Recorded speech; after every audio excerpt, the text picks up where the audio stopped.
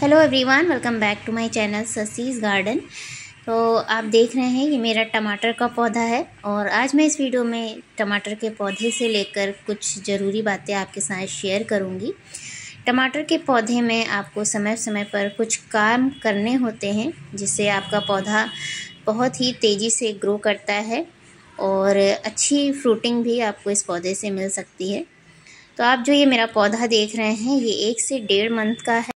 टमाटर के पौधों को आप घर के ही सीड से तैयार कर सकते हैं। इनके सीड्स आप लगा देंगे और 7 से 10 दिनों में इनके सीड्स जो हैं अंकुरित हो जाते हैं और अंकुरण के बाद 2 से 3 हफ्ते बाद आप देखेंगे 5 से 6 इंच का पौधा हो जाता है। उस समय आप इन पौधों को ग्रो बैग में या किसी बड़े प्लांटर में शिफ्ट कर सकते हैं और शिफ्ट करने के बाद आप देखेंगे बहुत ज़्यादा 1 मंथ के बाद आप देखेंगे पौधा बहुत ही तेज़ी से ग्रो करेगा और जब इतना बड़ा आपका पौधा हो जाए उसमें फ्लावरिंग वगैरह भी आने लग जाए, ऐसे समय पर आपको कुछ ज़रूरी काम होते हैं जो टमाटर के पौधे के साथ करने होते हैं।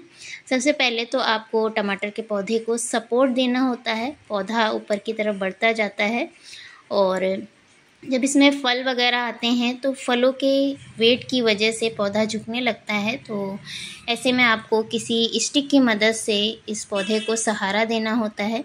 दूसरी चीज़, इस तरह से आपको समय समय पर वीक में 1 बार गुड़ाई ज़रूर करना होता है।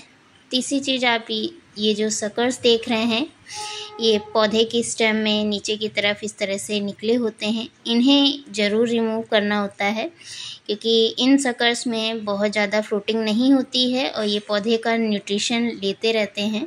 तो इस तरह से आप इन सकर्स को हटा सकते हैं, कैंची की मदद से या हाथ से भी इन सकर्स को हटा सकते हैं। एक काम और भी करना होता है आपको टमाटर के पौधे के साथ। जब भी आप गुड़ाई करेंगे तो देखेंगे कि जब इतने बड़े पौधे हो जाते हैं तो रूट्स ऊपर की तरफ दिखाई देने लगती हैं। तो इन रूट्स पर आपको मिट्टी चढ़ानी होती है क्योंकि ये जो रूट्स होती हैं ये पौधे को न्यूट्रिशन देने का काम करती हैं। ज़्यादा से ज़्यादा इस तरह से रूट्स बनती हैं और जब ये ऊपर की तरफ आप इस तरह से मिट्टी चढ़ा देते हैं तो ये मिट्टी से न्यूट्रिशन लेकर के पौधे को देती रहती हैं। तो पौधे में अच्छी ग्रोथ भी होती है, अच्छी फ्रूटिंग भी होती है। आप अलग से भी मिट्टी डाल सकते हैं इस तरह से। तो इन कामों के साथ साथ आज मैं अपने इस प्लांट को खाद भी दूंगी। तो जब मैंने इस पौधे को ट्रांसप्लांट किया था उस समय वर्मी कंपोस्ट डाली थी। उसके बाद से मैंने किचन वेस्ट से तैयार किया हुआ लिक्विड फर्टिलाइज़र 1 से 2 बार दिया है और अब जब पौधे इतने बड़े हो गए हैं तो इस समय मैं इनमें इस तरह से गोबर की खाद दे रही हूँ। ये बहुत ही अच्छी तरीके से डिकम्पोज हुई खाद है। तो इसे मैं इस पौधे को 1 से 2 मुट्ठी करके दे दूँगी। मैंने 12 बाई 12 इंच के ग्रो बैग में 2 प्लांट लगा रखे हैं और ये प्लांट बहुत ही जल्दी फ्रूटिंग करेंगे। उसके बाद 1 से 2 हार्वेस्टिंग के बाद मैं इन प्लांट को हटा दूंगी। तो टमाटर के पौधे 50 से 60 दिनों में बहुत ही अच्छी हार्वेस्टिंग देने के लिए तैयार हो जाते हैं और 1 से 2 हार्वेस्टिंग के बाद आप इनके नए पौधों को लगा लें ताकि दोबारा से आपको इसी तरह से हार्वेस्टिंग मिलती रहे।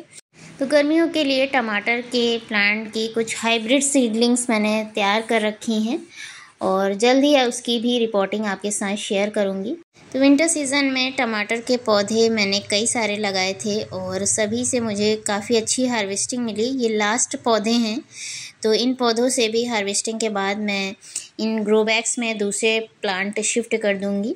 तो सर्दियों में आप टमाटर के जब भी प्लांट लगाएंगे आप देखेंगे इसमें किसी भी तरह का कोई भी पेस्ट अटैक नहीं होता है। अगर आप सही मिट्टी तैयार करते हैं और सही समय पर केयर करते रहते हैं तो किसी भी तरह के मिलीबग या मरोड़िया रोग का इस पर अटैक नहीं होता है। और वैसे आमतौर पर जो टमाटर में बीमारी देखी गई है वो मरोड़िया रोग यानी कि पत्तियों का जो मुड़ना है और दूसरा मिलीबग का अटैक गर्मियों में ज़्यादातर इन प्लांट्स पर होता है।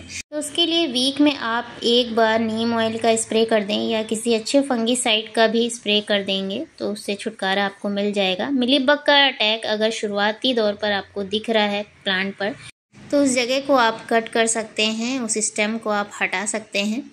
जल्दी मैंने जो नई सीडलिंग्स तैयार की हैं टमाटर के प्लांट की उनकी भी रिपोर्टिंग आपके साथ शेयर करूंगी अपने नेक्स्ट वीडियो में। ये वीडियो आपको कैसा लगा कमेंट करके ज़रूर बताइएगा।